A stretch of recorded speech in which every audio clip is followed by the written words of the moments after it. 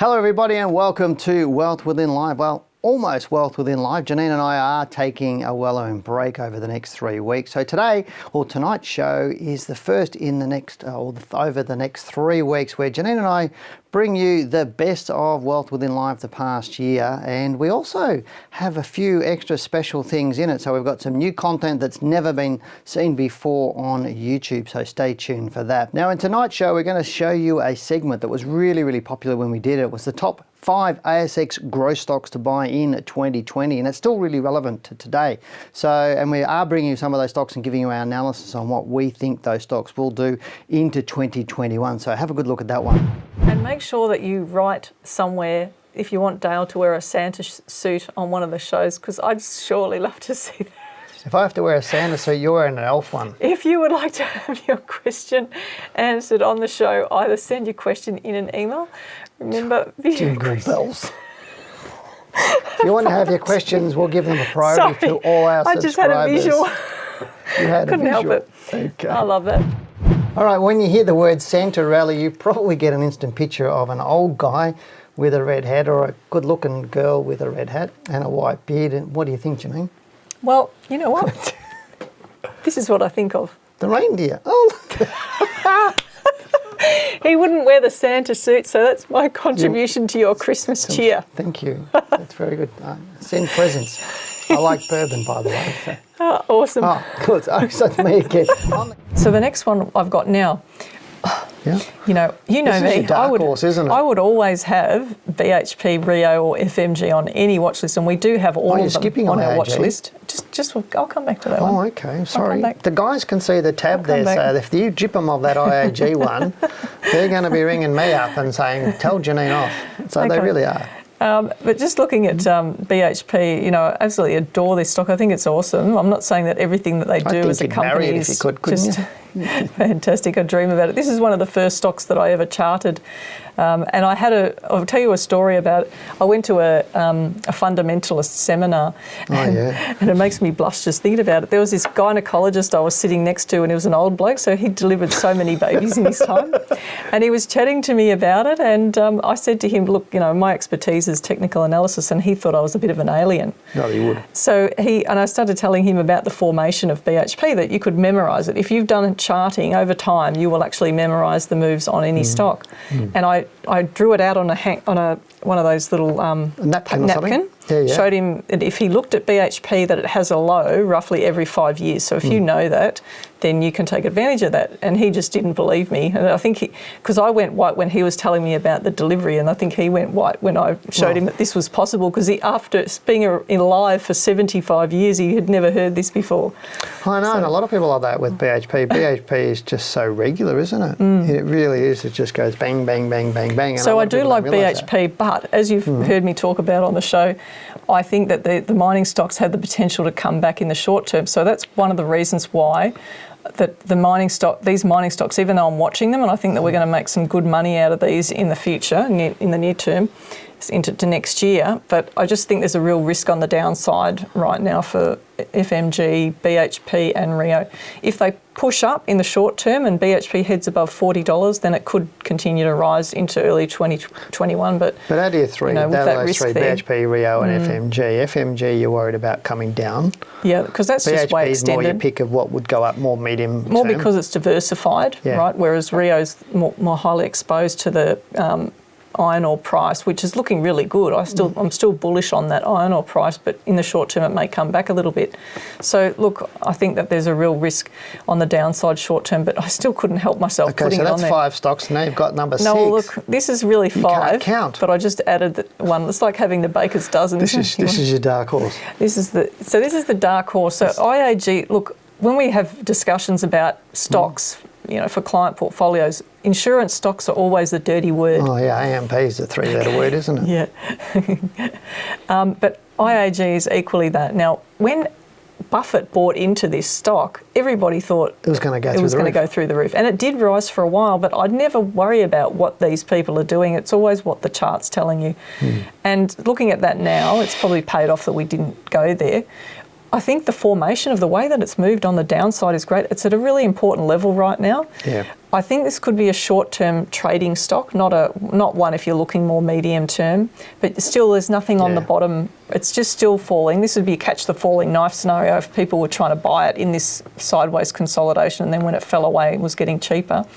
But right now, it needs to prove itself, and it's got a lot to do to prove itself. So I'd be watching that over the coming weeks to see if we can get... I think if it got through about 440, a trend line there. I think it'd be all over Red Rover, wouldn't it, roughly? Oh, look, if it starts to fall through that level strongly, it could come all the way back to $3.20, $3 or something.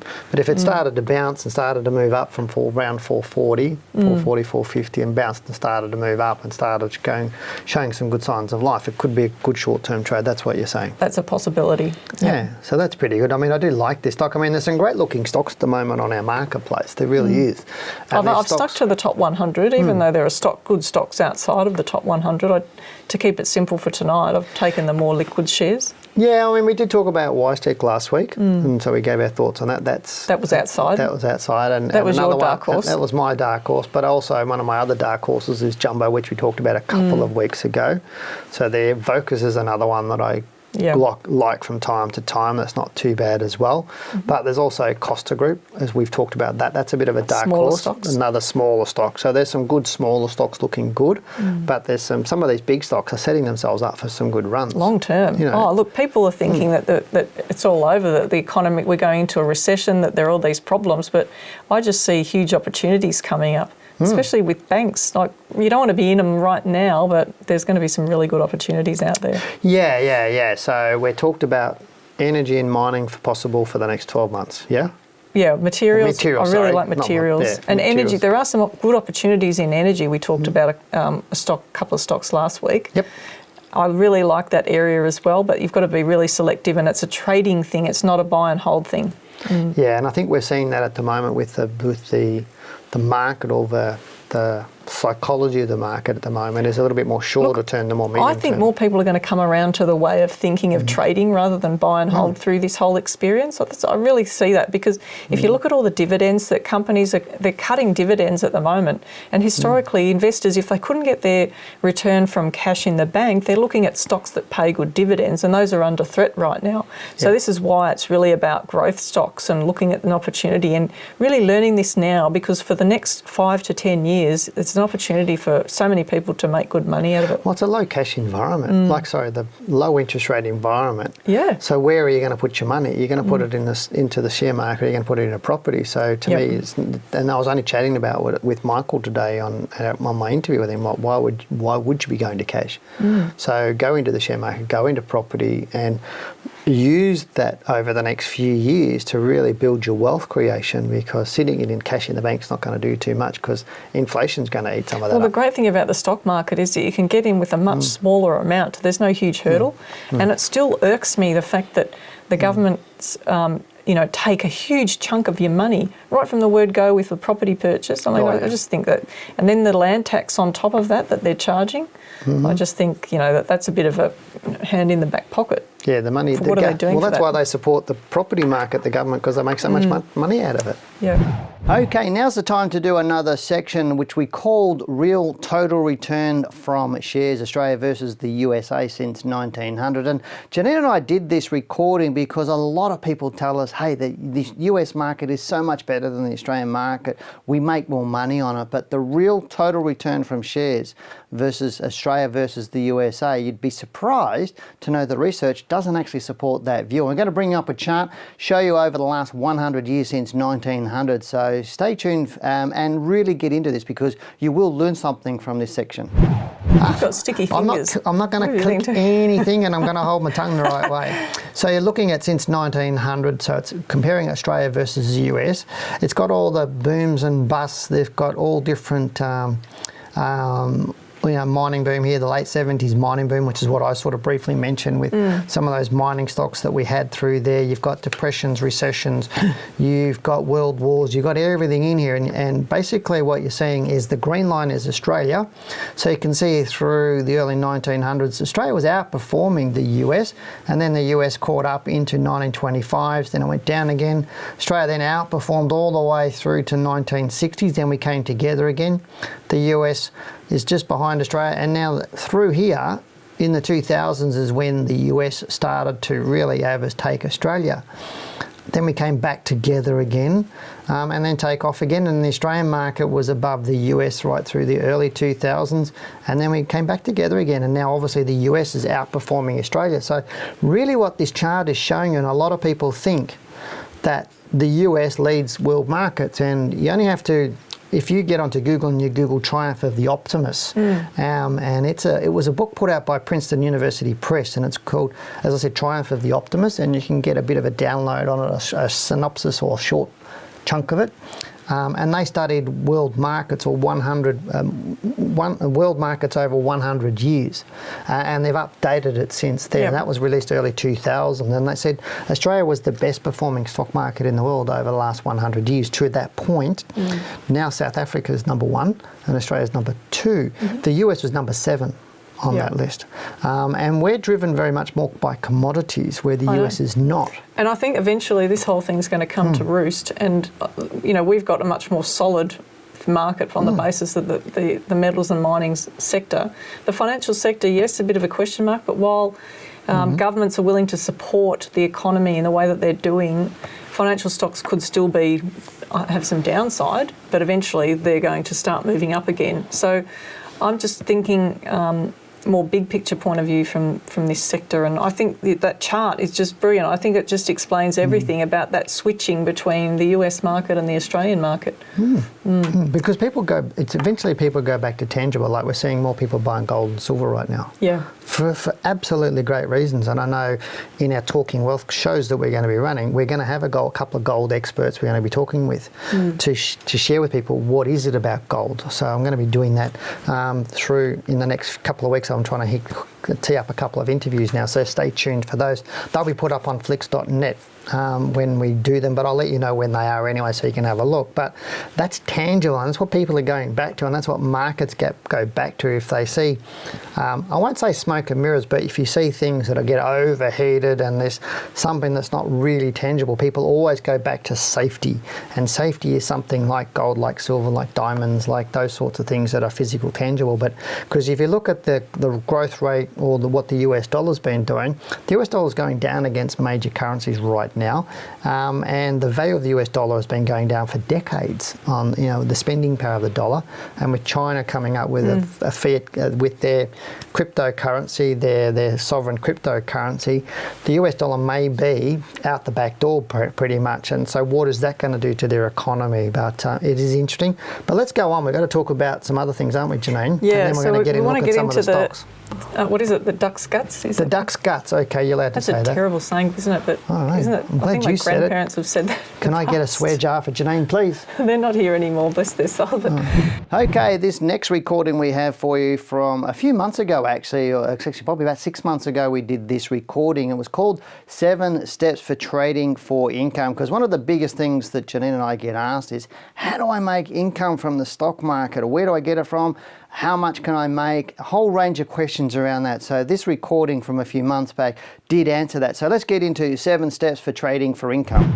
Part of the reason for this presentation originally was because some people who learn to trade, and look, I'm going to say to myself, when I started learning the techniques, I got so excited about the techniques that I went right into that.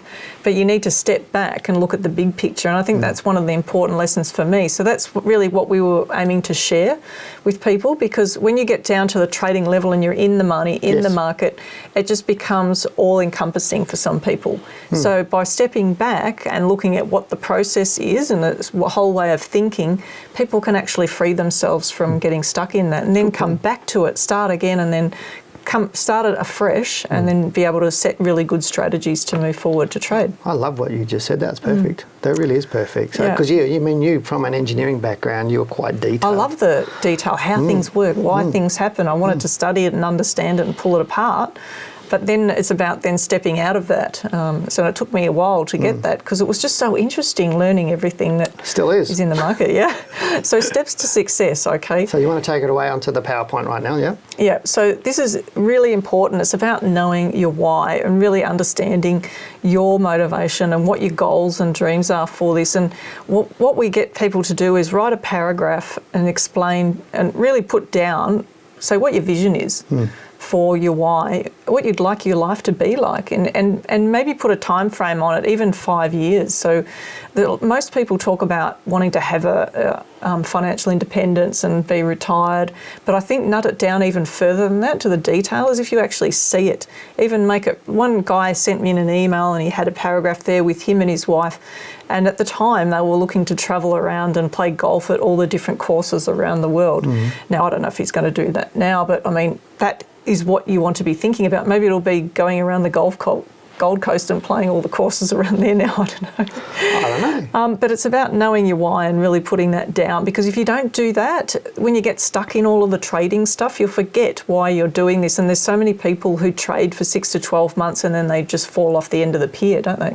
Yeah, and I think it's because when I say to people, why do you want to trade, they go, the default answer is to make money. But money is not the reason why you're doing it.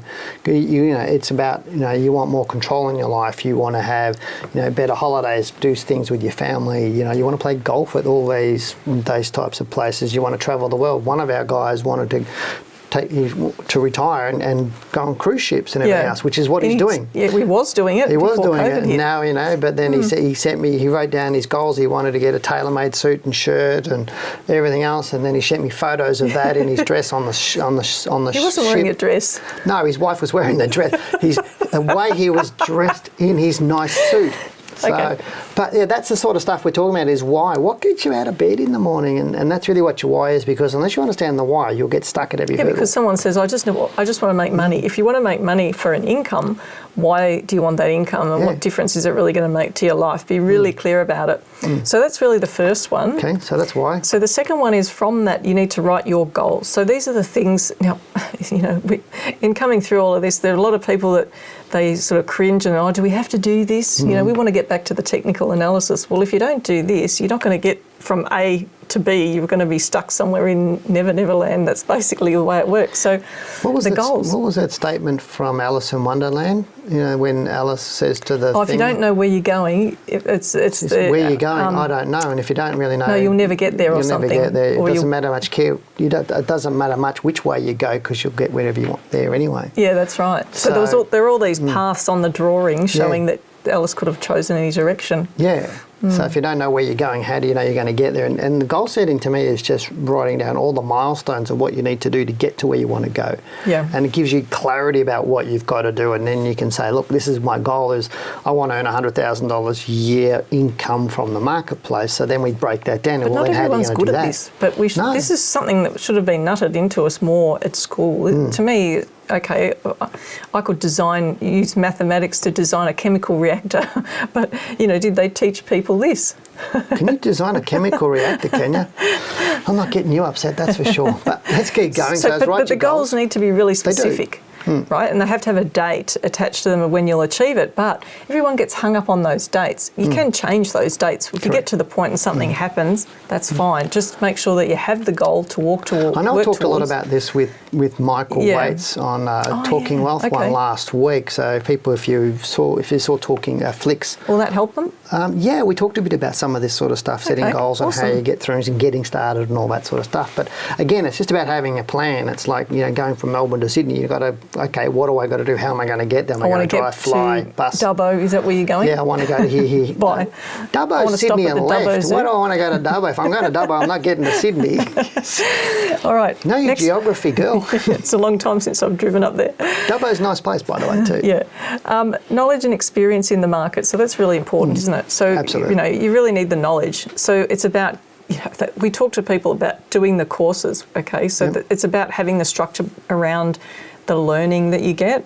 instead of just, and Dale really did this well in one of the presentations he did years ago. He drew this zigzag line, I remember. Oh, yeah. And it went all over the place. But ideally, you're wanting to go from A to B, but you can either take the short route or you're going to end up taking the spaghetti route and go the long way, and maybe you'll never even get there. So that's the challenge with it, isn't it? I'm just about to release a video called The 7 Steps to Success, and one of them is like the elevator to success is broken, you've got to take the stairs. Okay. So, because it really is about that. It's about gaining the knowledge and experience. And you said it right at the front of this is where you said what people often experience is not what they expect. And it's because some people are saying, oh, I'll get in the market, it'll be easy, I'll make a lot of money, and then I'll be able to retire quickly, blah, blah, blah, because I've seen other people do it. I've heard stories, or I've watched these fancy ads on YouTube that come up in front of my videos of these people having these lavish lifestyles. I must be able to do that. So they've gone into it without the knowledge and understanding. That's the problem, isn't it? Correct. And you've got to, and I don't know how many times we've said it to the students when we've done live workshops and things like that, said to them, you have to earn your right to be successful. And earning your right is getting the knowledge and experience and putting the time in to earn that right. Because if you're good at a job, you've put the time and effort in. Well, the experience shows up when you're completely dispassionate about the trades that you place in the market. If you can do that, it shows that you've gone to another level. You've developed the knowledge and the experience, and to a level that is going to make you successful. Yeah. All right, so look, that's the next point. Plan to manage yourself and your environment. So that's the challenge, isn't it? Yeah. So when you're managing yourself, it's about your psychology, really, isn't it? And making sure that you have a plan to. Someone said to me the other day, I really don't have time to do this with my current work and family. And it was about organising him. To be able to get up on a Saturday, maybe get up an hour earlier than the family, or maybe the family go out for a walk and then you spend that hour just focusing on that plan to manage yourself and your trading. Well, it stands to reason. If you want to replace your income by trading the market, how do you earn your income now? Most of the time, you get up in the morning, you brush your teeth, you have your breakfast, get in your car, go to work. You work for 8 hours for somebody else to pay you whatever they think you're worth, and you go home again, and then you go and watch TV. So you're doing that anyway. But you're doing that anyway. But you expect to make an income from trading when you're only giving it half of your attention, and then when you can fit it in around everything else. And it's about managing that environment, saying, well, I want to be successful. So I'm going to allocate this much time every week and be diligent about that. And, you don't become a successful footballer or anything without planning it out and managing the time. Think about the dedication that they put in. They're incredible. So that's what we're saying here. So the next one is the strategy. Yep. The strategy is important, but notice how it's the fifth one down on the list. So once you have all of the other things in place, then comes the strategy, and we're going to talk about that shortly. Okay, cool. System for measuring performance, just to see how you're going. Spreadsheets are always great if you know how to use a basic spreadsheet to track your trading. When we're bringing people through the course, we're teaching them to log the trades, to actually put a spreadsheet together to record the profit and the return they're generating. And it's also part of your back testing as well, because as the stock continues to unfold on the chart, then you're updating your back testing to keep it up to date, so you know the strategy. If you can't measure it, you can't manage it. If you can't manage it, you can't improve it. That's correct. And then take massive action. You were talking about this today. Yeah, that's what I do. It's one of my mentors said to me, Dale, he said the way successful people become successful is they take more action than everybody else. They fail more than everybody else. They get more no's than everybody else. And we know that. And it's about taking that massive action, because without action, nothing actually happens. What about Sue? Remember the effort that she put in? She used to come to every single workshop that we ran. She wasn't even in Melbourne. She was in another, was it Ballarat that she came from? I'm trying to remember where she came from, but yeah, correct. It was very successful, yeah. But let's keep moving on. But all right, now here's some real special content that you haven't seen before. It's an interview that Janine and I did with a gentleman called Michael Waitze from Asia Tech Podcast. We actually did record it only a couple of weeks ago, actually. And he talks about venture capital startups and discussions. It's a really, really good discussion on how the market works and how the big end of town do what they do, and more importantly, how you can understand what they're doing so that you can profit and really get to understand how the market moves. So let's take it away with that interview with Michael. Hi everyone, again we have a very special guest with us today, and his name is Michael Waitze from Asia Tech Podcast. I know you've been following Michael, but if you haven't, then you really need to go back and listen to some of the recordings that we've done with Michael. But Michael, we're really excited to have you here again today. Thanks very much for joining us, and I'm really looking forward to this topic that you've got about the venture capital and the startups as well. Yeah. Yeah, Janine, great. It's great to be back as well. And Dale, it's good to see you as always. Let's just jump right into this topic. Where do you want to start, Janine? I think you have some good questions on this. Look, I guess I'm intrigued. Following on from our last meeting and last recording, there was all this talk about the venture capitalists. And I'm really intrigued with how that works and, because and who's who in the zoo. And is it that there are certain companies that are much stricter when it comes to investing in these companies for their fund, and then, down the track they put the pressure on the companies to list, as we talked about last time. But how do you determine which company is really worth tracking in terms of what they're investing, which are the ones that are stricter in terms of the types of investments that they'll go in? What are your thoughts on that? So one of the things we talked about on our last show was, how do you get into a deal, right? Whether it's in the secondary side of the deal, or in this case, in the primary side of the deal, when you invest at the beginning. So what a lot of these venture capitalist companies do, and remember, it's very much like an old boys club still. So what that means is that there are probably 5 or 10 top tier venture capitalists that get every deal. And that's why their returns are better, because it's a vicious circle for the other VCs that are trying to get into the market, no matter how smart they are.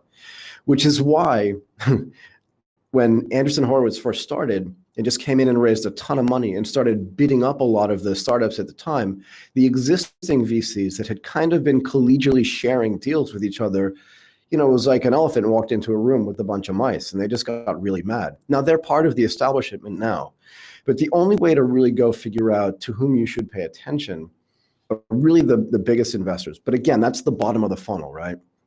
You have to go all the way back to the top of the funnel and look at angel investors. They're really the lifeblood of any investment. And if you go back and look, companies like Facebook, companies like Google actually had angel investors long before they had any institutional money. And what that means is that if you can get in early, then you can make a ton of money. But the VCs, once you get to sort of a venture round, those companies have almost always been vetted by what I think it was Sequoia Capital was calling scouts. So Sequoia had this thing called the Scout Program. Yep. And what they did was they said to people that kind of didn't want to work there full time, but wanted to be involved in the VC world, maybe were angel investors. They said, look, you go scout out some great companies for us. If you invest in it, it turns out really good. Maybe we'll put a little bit of money in there at the beginning. But once those companies get incubated, right, then we'll start putting our money in. And that's really the flow. It's simplified really for what happens. But you have to be careful about this too, right? Because this early stage money is really put into companies just based on what I'll call team trust. In other words, at that stage, they normally have no well-defined product. And even if they do, they're very unlikely to have any revenue or any income, right? So how would you normally make an investment in these companies? In later stages, well, you do due diligence. You go back and look at, a year's long worth of revenue growth, customer retention, cohort comparisons, all these things. But when you're doing a seed stage or an angel investment, they may not even have any data for you to look at. So there's very little due diligence that gets done as well, right? And you're also investing at the simplest stage of the legal structure. And in most cases, it's just going to be straight equity or maybe a convertible note. Remember, this is all in prep.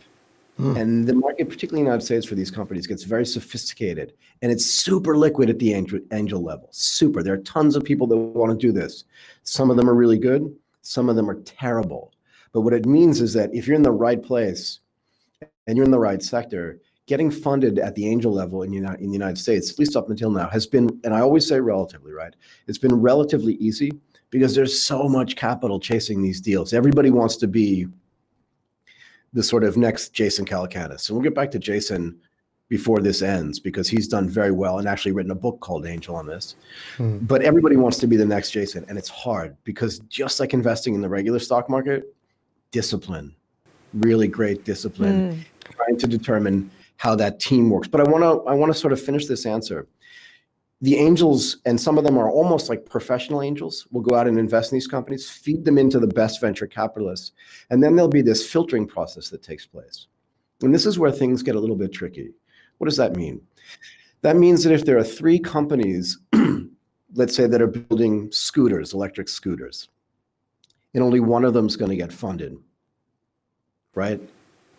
The best angel investors will take that funded scooter company and pitch it early to the best venture capitalists that have already made money. Because in the same way that you don't ever want to be at a party where you don't know anybody or nobody else shows up, the VCs want to de-risk stuff and the angels want to help them get it de-risked. So they're investing in companies that may have no product and no revenue for sure. And by the time it gets to a venture capitalist, they figured out a way to get it to grow a little bit. And then the VC jumps in and puts their money in. And then once a famous venture capitalist puts their money in, even if the technology or the business plan or the strategy of another similar company comes along, unless somebody else takes risks on it and funds it excessively, then this company is going to win. Because they also then take that company and they promote it. Remember, we talked about this in our previous show.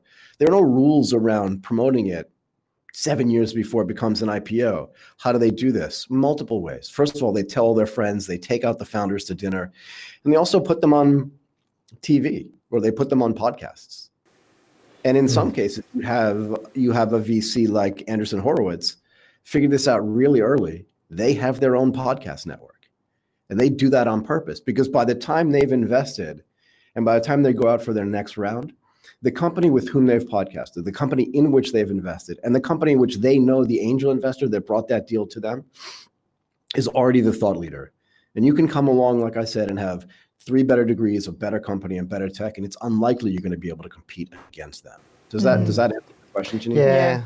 Yeah, I mean, it does. I mean, to me, it's a completely sort of different situation between the US and Australia. I think with the US, raising capital or getting angel investors tends to be a lot easier, as you said, because the people are willing to fund an idea and back you as a person, I suppose, is to really dumb it down. Whereas in Australia, it's a hell of a lot more difficult because the investors here are really wanting to see balance sheets. They're wanting to see profit going through. And as you said, de-risk. In Australia, they actually rip you off. Like I'm just horrified at some of the stories that I've heard.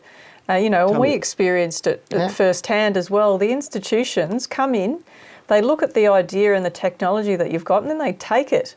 So I just think that Australia is just so greedy and backwards. Now, I'm not saying it doesn't happen in the US. It probably happens everywhere because, it's part of human nature. But I just see that more in Australia and hear less about the area that you're talking about. But it doesn't mean that those things don't happen. No, but I mean, many times I've been approached by angel investor groups here in Australia and to be a part of them, to help. And one I spoke to quite recently is really highlighting the need for small businesses to have not just the funding, but also the mentoring. Because often in a startup, the founder has a great idea, but they're not necessarily a business person as such. So having a group around them, and especially in technology, somebody who's creating the technology might be smart on coding and building the technology, but running staff and running a business and doing marketing and all the things you need to do with a business can be a lot challenging because you're trying to learn at 100 miles an hour. Yeah, and then your focus is on that and not on the technology. So, as I said, one I've just spoken to recently, and I'm going to meet with them. It's about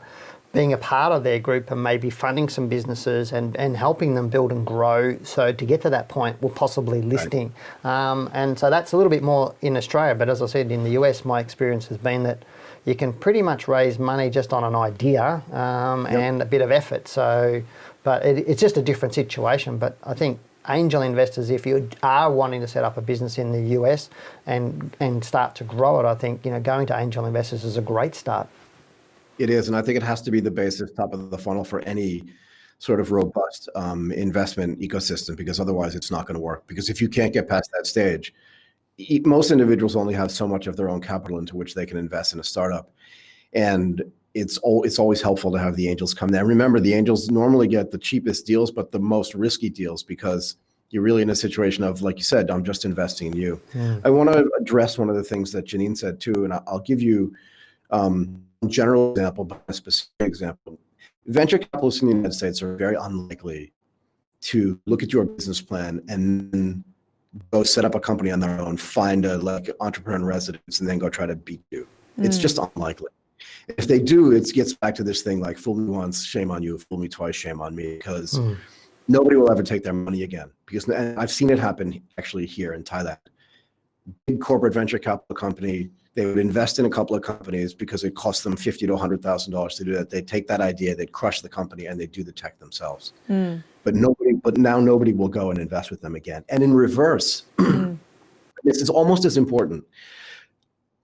I introduced somebody that I knew to one of my VC invested startup company friends. This is like 5 or 6 years ago. And he represented to me that he just wanted to talk to this guy about this particular business that he was in. And he actually interviewed for a job there, which is why he was doing it. And not more than 3 months later, he had a business plan that looked, let's just say, eerily similar. And then flew down to Singapore and tried to make the VC rounds. But again, if you do this generally, you're probably not that bright to begin with. So you're going to make mistakes. So he went to the VCs that funded this other business because he was too stupid and too lazy to do the due diligence to figure out who was already in the deal. And then those guys were like, we'll never deal with this guy again. And those venture capitalists then called my buddy in Bangkok and said, just so you know, you can't trust that guy. Right? And these communities, as you'll figure this out as you go along, but these communities are really small and really tight. And it's like, I may compete with you, but I'm not going to lie to you and steal from you and do something that's not in the best interest of the whole ecosystem, because once you do, you'll just get ejected and you'll never see another good deal ever again. Yeah. Yeah, can I, one question I have, and I know obviously being a venture capitalist is high risk, but as you said, they do try and leverage that risk, and obviously angel investing is high risk. But do these companies and individuals have a philosophy where, let's say I've got $100,000, instead of putting $100,000 into one company, put 100,000 into 100 companies or 1,000 into each one, in terms of, well, I know 3% are going to go and do really, really well and 97% are going to fail. What sort of philosophy do they put behind, their investing in that respect? So really good question. If you want to take an index view, which a lot of venture capitalists have started to do, then there's a different methodology for your investment, but also different fund expectations, right? So if you look at some of the bigger venture capital companies, Benchmark is one of them. They may make 5 or 6 investments a year, and they expect most of them to be home runs. Now, home run doesn't necessarily mean that it turns into a multi-billion-dollar company, but it means they'll return like 5-6 times their fund, right? And that they'll do that more often than other people do. If you go back and look at benchmark statistics, you'll see that in fact had been the case the last time I checked on their stats. But I want to talk about, if you look at it from an index investment perspective, let me give you an example about what these companies expect. So if you're investing in, we'll just go to 100% and just break this down by percentages, right? These companies that invest, these VCs that invest with an index view will expect 60% of their investments to go to zero. So just like money that just gets burnt. 24% to just return what it returned, or 25%, pick a number, like it's around there, yeah? And then the numbers get smaller. They expect somewhere between like 10 and 15% to return 5 times, but really they only expect 1 to 2% of their investments, right? So you were close with that 3% number to return 40 times. Those are their unicorns. Those are the ones that really are the real home runs. And those are the ones that return the whole fund. And to be fair, if they don't have one of those in their fund, they may not be able to raise a second fund either. Yeah.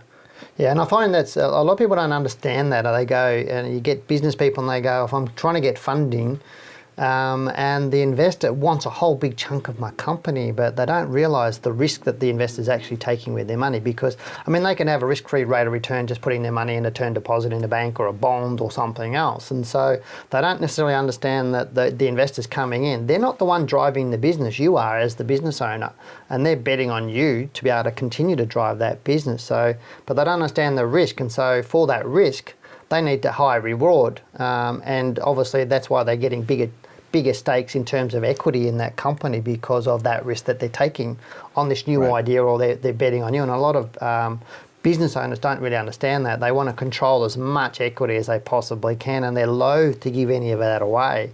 And I know I've spoken to a few business owners of that, and I said, well, you've got to look at it this way. If you've got a business and you want to grow and you need $1 million to grow where you want, isn't it better to have a smaller piece of a bigger pie than a bigger piece of a no pie? And I think a lot of business people don't necessarily think about that, but getting some venture capital is good. Yeah. My view on this sounds something like this, and that is that there's always a push and pull between the investor who's afraid and the business owner who's 100% sure she's right. Just 100% sure she's right. Yeah. But what I say, and I do advise a lot of startup companies, what I always say is raise less money at a lower valuation. Never, ever sell more than 20% of your company in the first round. Try to make it 15. And there's a reason for that. It's not because of the control. It's because by the time you get to a VC round, and you mostly dilute it in 20% increments, which get smaller and smaller over time, right? But normally at the beginning, you sell 20, then you sell another 20, everybody gets diluted. But if as founders, you don't have a big enough ownership in the company, no one's ever going to invest, because it gets back to this thing we talked about earlier, which is I'm investing in a team. The product you have today may not be the product you sell tomorrow, but if the team is the same, that's where my confidence emanates. And if I can keep the team together, the only way to do that is to make sure they have, let's say, 75% ownership or 67 or 70% ownership of the company by the time they get to Series A. Because if they don't, they're going to be incentivized to just walk away and build something else, because there's not enough upside in it for them. And you know this, both of you know this from starting your own businesses. It's hard. Yep. It's really hard. Yep. So I always say less money. Everybody thinks they have $1 million idea, but the idea is don't raise $1 million, raise $100,000, prove it to somebody, increase your valuation, then raise another 100 or 200 grand. And then when you have traction and revenue and all the things that somebody who wants it to be a little bit more de-risked, because then you have a leg to stand on when they say, why am I giving you $1 million? You say, well, because I have 5 customers, they're all paying me, I'm just about break even, and this is growth for me. This is not proving a concept. Because I want to make this point, and then maybe we'll stop this conversation. Fundamentally, and everyone has to listen to this, fundamentally, angel investing is investing in an experiment. Yes. If you don't understand that, you shouldn't do it. But later, you're investing in growth. That's one of the biggest differences that people need to understand in this market. And if you don't understand that fundamentally, keep your money in the bank.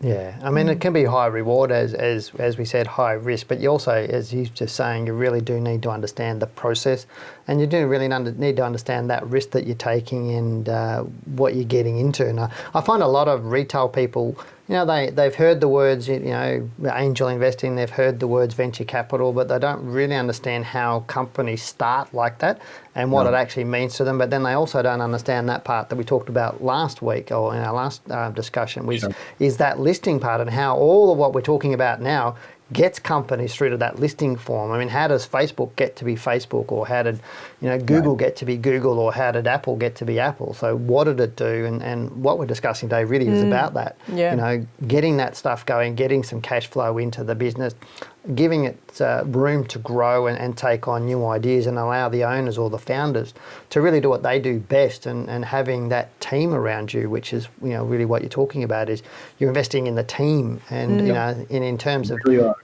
know, in terms of Apple, it wasn't just Steve Jobs, you know, it was Steve Wozniak as well, and the team that he had around him to create the product to send Apple to the biggest company in the world right now. So to me, that's an exciting. Have you got any last questions for Michael? No, look, I'm just pretty blown away by the whole conversation.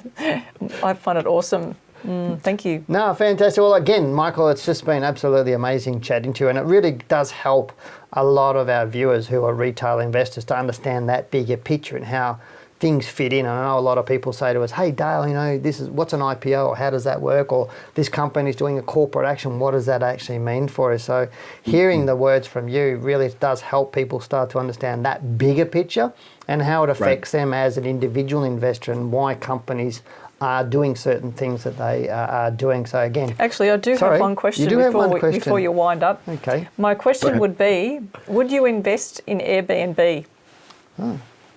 Good question. Would I invest in Airbnb today? So post IPO, I would think about it. I'm concerned really about the future of travel and also the future of work. And if you take a look at Airbnb closely, they've invested in something like 17 to 20 or so other companies they're trying to build their own condos so that they can manage the full stack.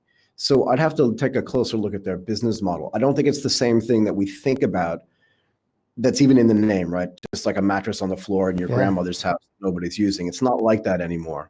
And in a lot of places, people have literally bought entire floors of building or 2 floors of a building and said, that's going to be my passive income. And I'm just going to Airbnb it forever. And when they get too old, I'll sell them to somebody else and then go buy new condos so that the properties that I have are always great. It's a very complex business model. There's a service model around it too. Who cleans those businesses? Who provides food to those businesses? Who picks up people at the airport? If there's an airport, there's a lot to do there, but it's all dependent upon travel. And I know we're a little bit out of time, but I just want to make one more point, and that is there's a vaccination for COVID coming out probably at the end of this year. The whole world will probably get it by the middle of next year. But does that mean people then get on a plane right away and start traveling like they did before? I don't know the answer to that question, but I agree with Dale's shaking head to the left to right. I don't think so. I think it'll be at least 2022 before we start to see normality. And part of that is just from hearing from some of the airlines, like obviously Qantas here in Australia is one of the world's largest airlines, and what they're telling us, what they're gearing up for. They're all gearing up for 2022. They really are. And I think whilst the vaccine is going to come out, we're not going to suppress the virus overnight. It's just not going to happen. It is going to take a period of time, and vaccinating billions of people isn't going to be easy. And obviously the vaccines coming out have to be stored at minus 70 degrees or minus 20 degrees. So when you start going to third world countries, how is that possible? So it's going to be a long time before we really get the control of the virus and really get back to normal travel. I'm looking at myself going to the US as soon as we can, but I'm still planning 2022, not 2021 at this stage, because obviously we've got some business interests there that we'd like to get on with. But again, fantastic conversation with you today, Michael, and brings up lots of interesting points for our viewers to watch. But again, love to have you back on again, and we look forward to our next chat. You take care, mate.